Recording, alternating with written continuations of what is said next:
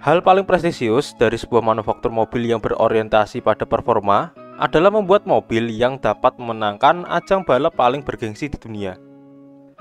Hal itu juga ada dalam angan-angan salah satu pabrikan sports car asal Whitley, Inggris, yaitu Jaguar. Dengan membuat mobil balap Le Mans yang namanya masih harum hingga saat ini. Dia adalah Jaguar XJR9.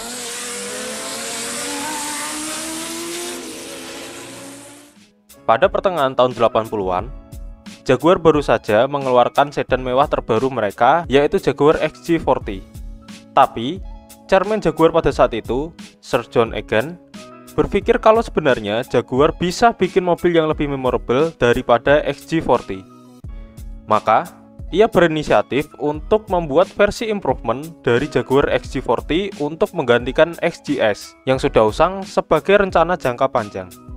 Gak puas dengan rencana improvement tersebut, gak lama juga hadir kabar yang menyebutkan kalau Jaguar akan comeback ke 24 Hour of Le Mans pada tahun 1986 dengan tim factory mereka sendiri dengan target fantastis, yaitu menang.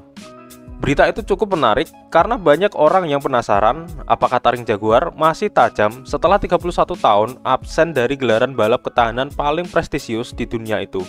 Terlebih, kala itu Jaguar memegang gelar juara 5 kali di sirkuit de la Sarthe, Le Mans. Di sisi lain, Jaguar ngotot comeback ke ajang tersebut untuk membangun citra bahwa mobil-mobil buatan mereka adalah sebagai mobil yang punya performa tinggi namun tetap reliable. Mobil Jaguar XJR9 didesain oleh mantan chief designer mobil F1 untuk tim BRM, yaitu Tony Southgate, dan pengerjaannya diserahkan ke Tom Walkinshaw Racing. Mobil ini dirancang dengan satu tujuan, yaitu untuk menjegal Porsche dalam memperpanjang rekor kemenangannya di Le Mans. Mobil ini direncanakan akan bertarung di kelas FIA Group C, kelas tertinggi yang dilombakan pada gelaran 24 Hour of Le Mans pada kala itu, melawan mobil-mobil legendaris seperti Sauber C9 dan Porsche 962C.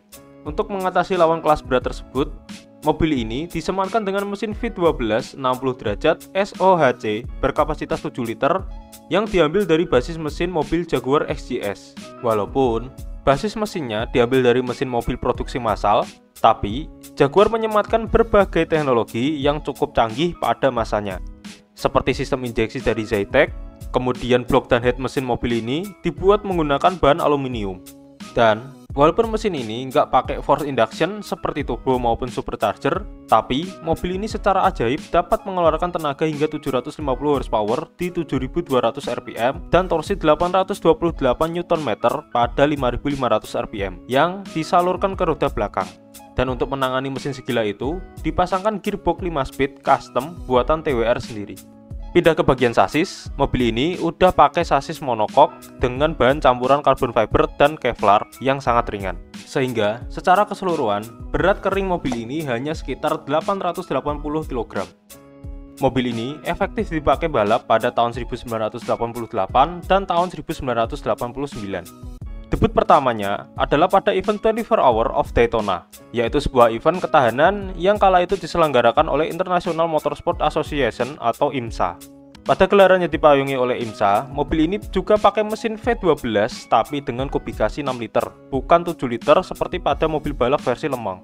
Dan pada event itu, mobil ini dibawa oleh 3 pembalap Formula One, yaitu Raoul Boesel, Martin Brundle, dan Jan Lammers.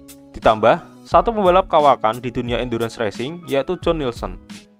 Pada balapan debutnya itu, Jaguar XJR9 berhasil meraih posisi pertama. Sebuah awal yang bagus, namun sayang tak dapat diulangi lagi di balapan-balapan selanjutnya, sehingga di akhir musim, tim Jaguar harus puas dengan satu kemenangan dan bertengger di posisi ketiga di klasemen konstruktor. Pindah ke kejuaraan kedua yang diikuti oleh mobil ini, yaitu World Sports Prototype Championship yang diselenggarakan oleh FIA. Pada balapan pertama di event 800 km of Jerez, mobil ini harus puas berada di posisi kedua, hanya kalah 24 detik dari sang pemenang, yaitu Sauber C9. Tapi, pada balapan kedua di event 360 km of Jarama, mobil ini giliran menang tipis dari Sauber C9 dengan selisih 23 detik. Hal yang sama juga terulang di balapan ketiga dan keempat pada event 1000 km of Monza dan 1000 km of Silverstone. Mobil ini lagi-lagi mengungguli Sauber C9 yang harus puas berada di posisi kedua. Dan di balapan selanjutnya, di Lemang menjadi puncak dari kedikdayaan Jaguar XJR9, di mana Lemang jadi panggung utama untuk menentukan mobil balap mana yang terbaik. Balapan di Lemang ini spesial karena merupakan satu-satunya balap ketahanan 24 jam pada kejuaraan ini. Mobil yang biasa dipacu selama 8 jam untuk menempuh 1000 km dipaksa untuk dapat bertahan selama 24 jam dan menempuh jarak 3 kali lipat lebih banyak dari balapan biasanya. Untuk menghadapi event spesial ini, Jaguar menurunkan 4 mobil yang berisikan pembalap F1 dan pembalap yang berpengalaman dalam balap endurance. Yang paling dikenal adalah mobil nomor 2 yang dijokiin oleh Jan Lammers, Johnny Dumfries, dan Andy Wallace. Pada balapan ini, FIA membuat regulasi yang membuat mobil-mobil kelas grup C bisa mengubah underbody aero untuk menurunkan downforce sehingga lebih siap dalam menghadapi lurusan Mulsanne sepanjang 6 km. Hal ini juga dilakukan oleh Jaguar. 20 Hour of Le Mans dimulai dengan sesi kualifikasi, di mana Porsche mendominasi sesi ini dengan menempatkan 3 mobil mereka di posisi teratas, sehingga berhak untuk start dari grid nomor 1, 2, dan 3. Sedangkan posisi terbaik yang dapat diraih mobil Jaguar adalah start dari posisi keempat. Dan sesi balap dimulai dengan cuaca yang cerah. Pada lap pertama, Porsche dengan nomor 17 yang start dari pole position masih nyaman di posisi pertama.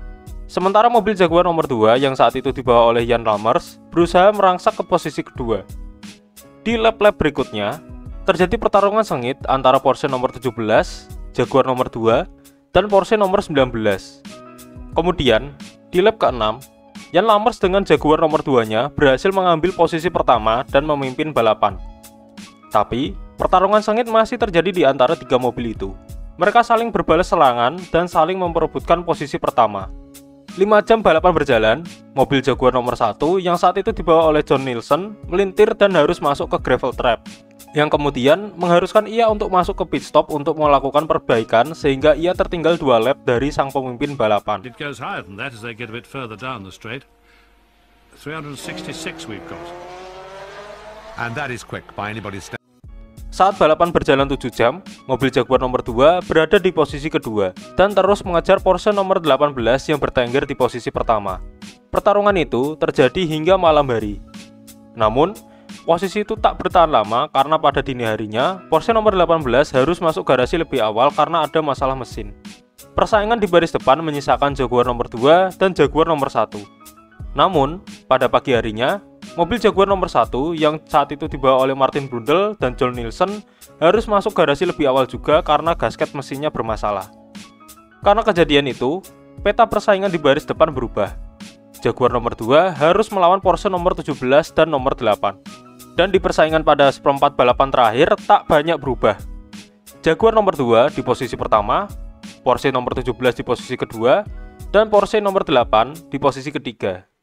Balapan bertambah tegang sekitar 1 jam sebelum finish, tepatnya ketika mobil Jaguar nomor 2 yang kala itu dibawa oleh Jan Lammers mengalami masalah gearbox. Terdengar suara yang nyaring dari gearbox mobil dan mobil stuck di gigi keempat. Jan Lammers kembali ke pit untuk refueling dan sempat berdiskusi dengan Roel Bossel perihal masalah yang ada pada mobil itu. Hasil diskusinya, Jan Lammers akan melanjutkan balapan sampai finish dengan kondisi transmisi yang nyangkut di gigi 4. Dengan berhati-hati, ia memacu mobil tersebut dan di beberapa kesempatan ia menendang kopling untuk menaikkan putaran mesin agar tidak stall. Kondisi lawannya yang sekarat itu dimanfaatkan oleh mobil Porsche 962C dengan nomor 17 untuk terus mendekat. Namun, harimau yang sedang sekarat itu tetap tak mau menyerah sehingga posisi itu bertahan hingga akhir balapan dan Jaguar berhasil memenangkan 24 Hour of Le Mans tahun 1988, mengakhiri drama yang melelahkan dan memberikan buah tangan yang manis untuk Inggris. Jaguar membuktikan kalau mereka masih layak diperhitungkan dalam panggung tertinggi ajang balap ketahanan paling bergengsi di dunia. Bukti itu makin nyata dengan menang di kandang mereka sendiri di event 1000 km of Brands Hatch dan 1000 km of Fuji sekaligus menutup musim 1988 dengan manis.